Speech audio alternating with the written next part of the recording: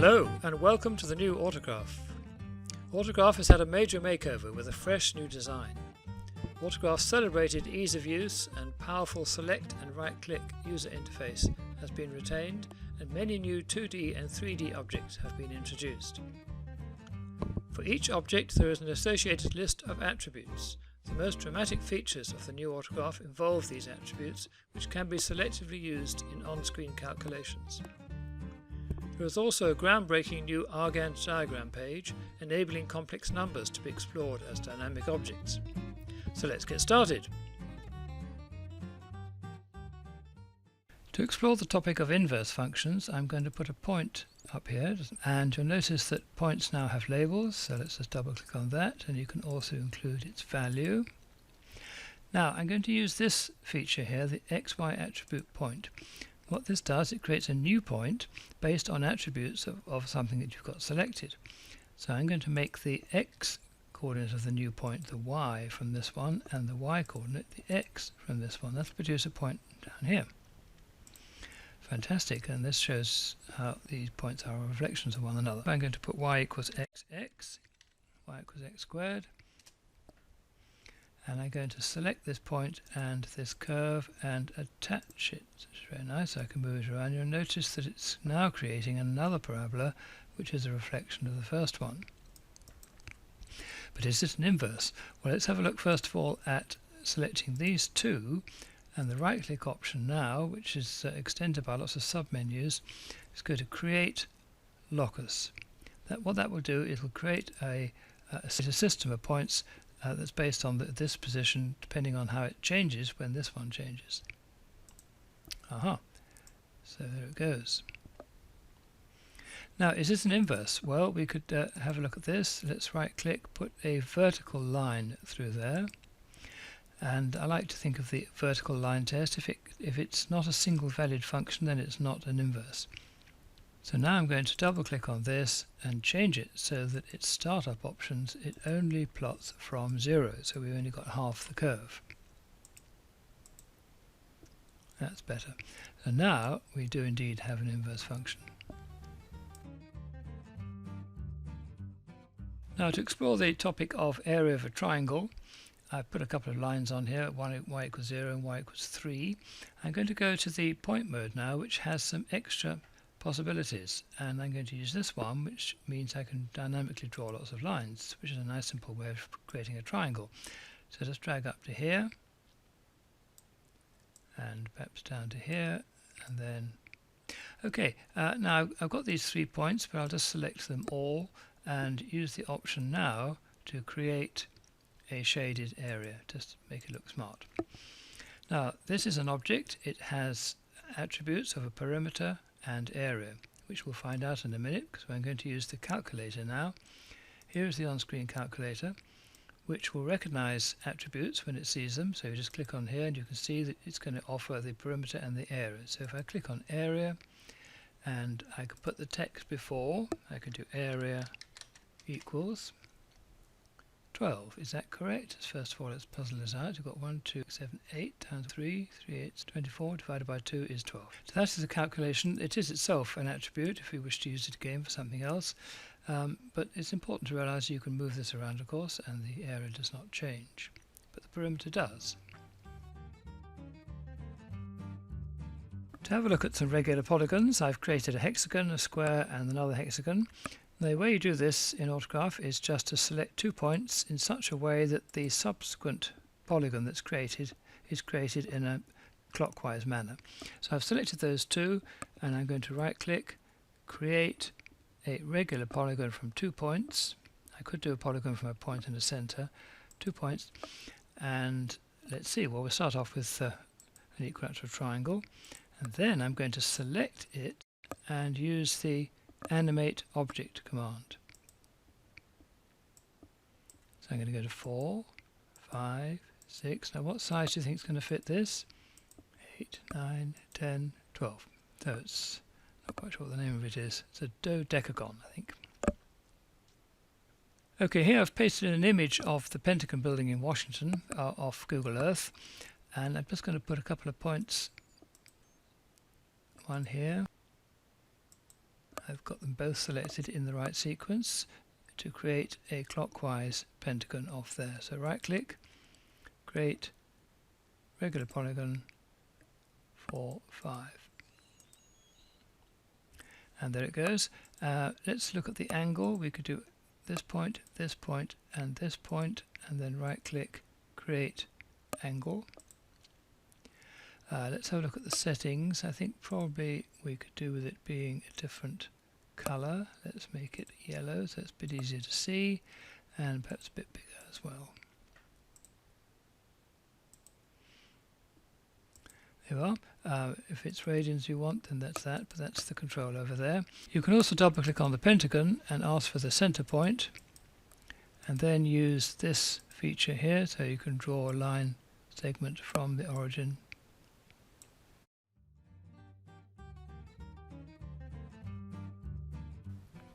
This famous problem in geometry concerns a house here, which is okay, and a house over here which is not okay because it's on fire.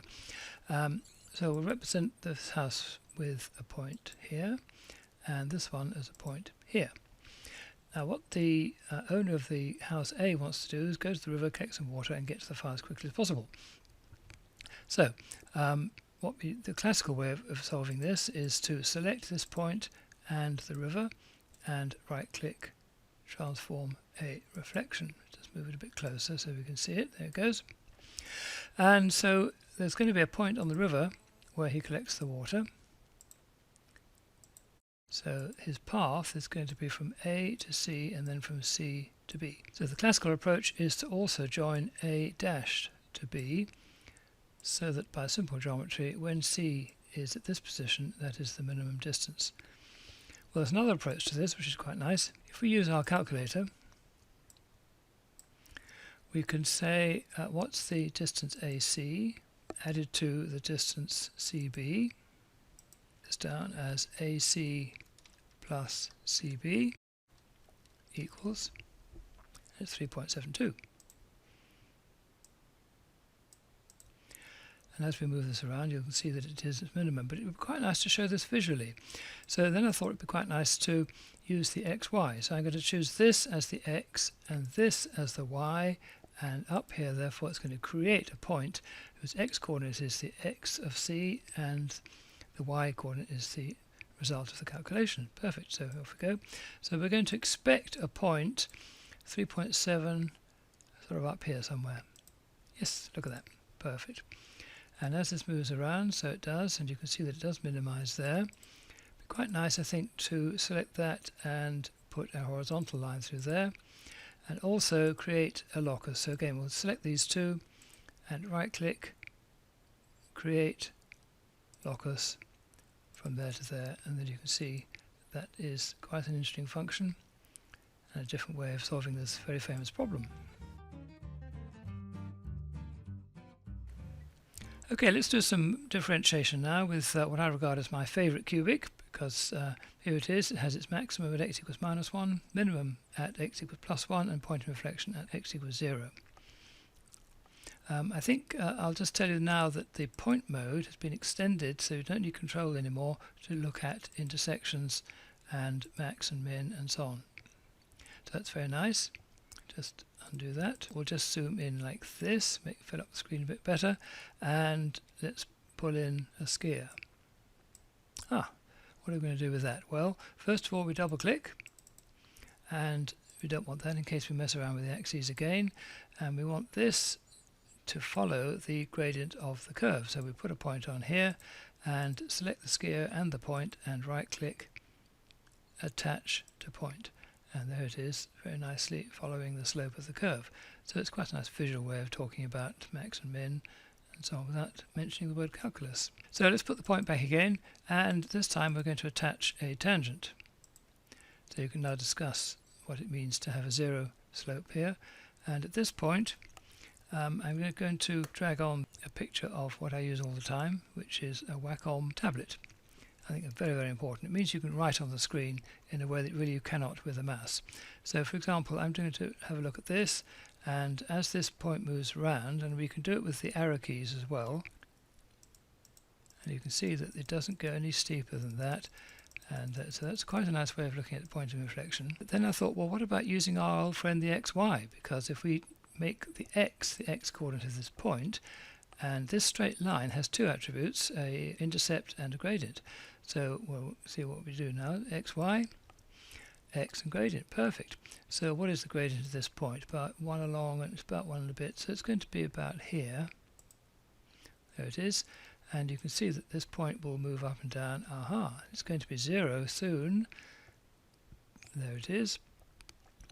So once again we can do a locus, or we could do a trace point. There'd be another way of doing it. Right click, trace point, and just see individual point. Yeah, that'll do fine. Okay, so you can see now we're creating the first derivative. Let's have a look at integration. Using some new tools. So let's do y equals x squared this time. So I'm going to put a point here and a point a bit further up the line. Let's just pull it down this way a bit. Now if I select this point, then this point, and right click, create an area, I'm going to use Simpson's rule because it's exact for cubics and parabolas. So here's the area. Now again we can use the calculator to have a look at the areas. You've got area, centroid and x. So area is what we want. Area equals.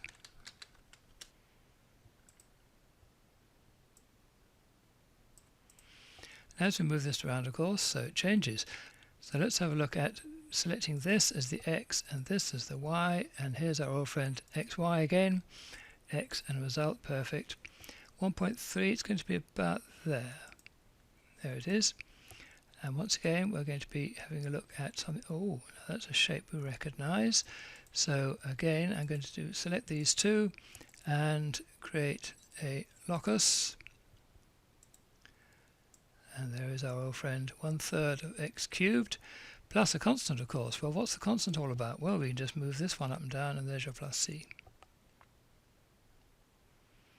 So a slightly novel approach to looking at the area function.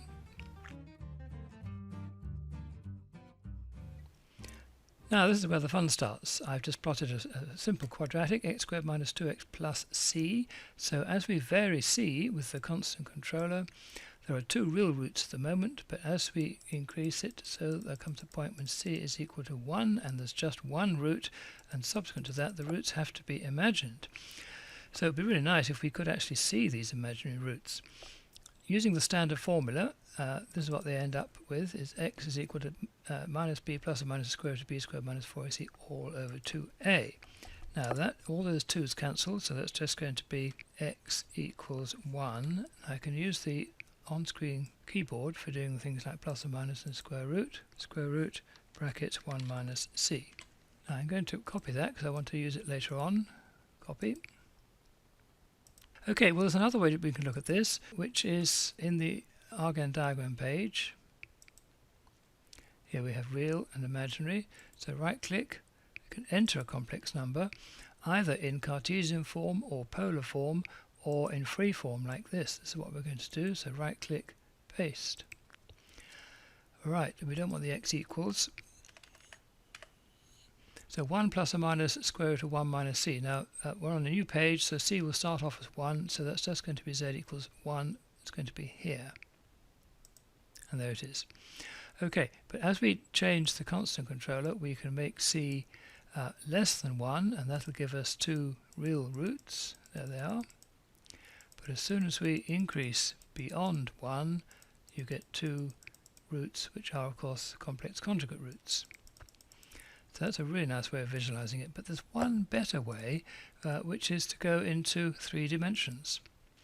So here we have the situation where we can use the constant controller again. X squared minus 2x plus c, x-axis, y-axis, imaginary axis. So as c goes back to 1, we've got just one root, and there we have two real roots. And of course you can look at these upside down and have some fun.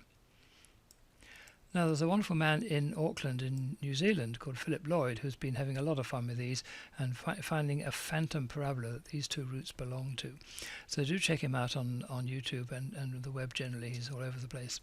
And of course I'm very pleased to say he use this autograph for his work. Let's have a look at the other aspects that you can do with the complex number page.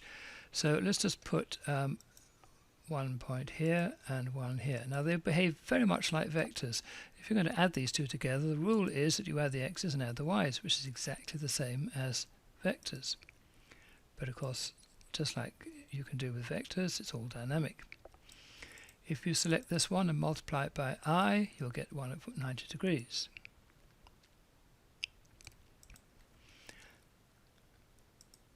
If you have a polar version, you can put a point on, say here, and then if you raise it to the power of 2, well, that's going to double the angle and square the distance, so it's going to be up here. There it is, and of course again it's all dynamic. Now the nth roots are really nice. Let's put a point on at 4, real, and look at the square root of that.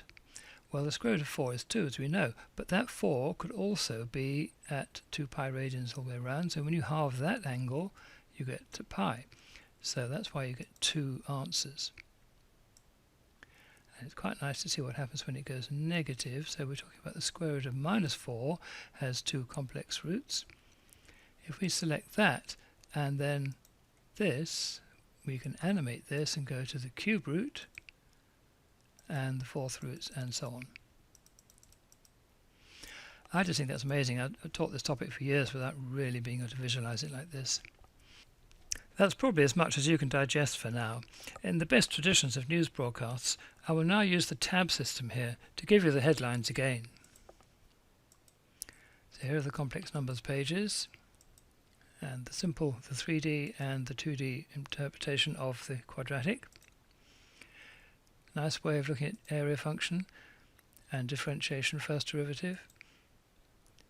Nice solution of Heron's function. A view from the pentagon off Google Earth. Fun and games with regular polygons.